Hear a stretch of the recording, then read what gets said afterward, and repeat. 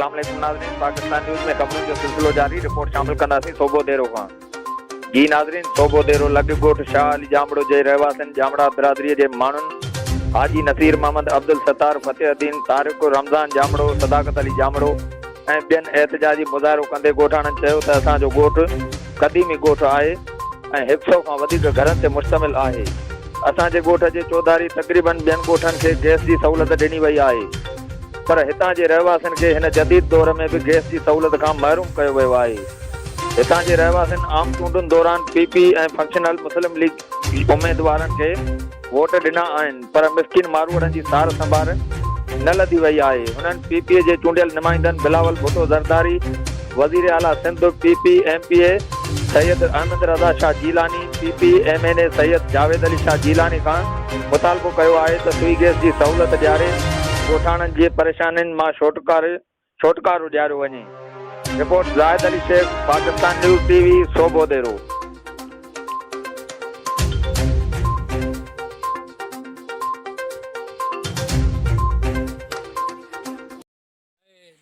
असो तकरीबन ये 8वीं पीढ़ी आहे कि 500 साल खन पुरानो क़दीम ॻोठ आहे। सव घर ते मुश्तमिल आहे, जंहिंमें अस्पताल, girls school, boys school, road सभु सहूलियतूं आहिनि। चौबाज़ जेके बि ॻोठ आहिनि, चना थिया, पीरा छा थियो, भिंडी मोटायो थियो, ट्रिमो थियो, समूरनि खे गैस आहे। असांखे वधि में वधि जेका ज़रूरत आहे हिन महिल गैस जी आहे। सिविल अस्पताल आहे, डिस्पेंसरी आहे, बहरहाल उते जेका बि कुझु वॾी दिक़त थी थिए असांखे महिरबानी करे गवर्नमेंट खे इल्तिजा थी कजे त असांखे सुई गैस ॾिनी वञे। गरीबन जो आवाज़ ॿुधो छो नथा,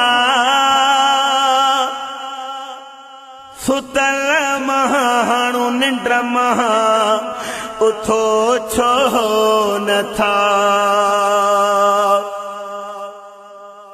गरीबन जो आवाज़ ॿुधो छो नथा, सुतल माण्हू निंड मां उथो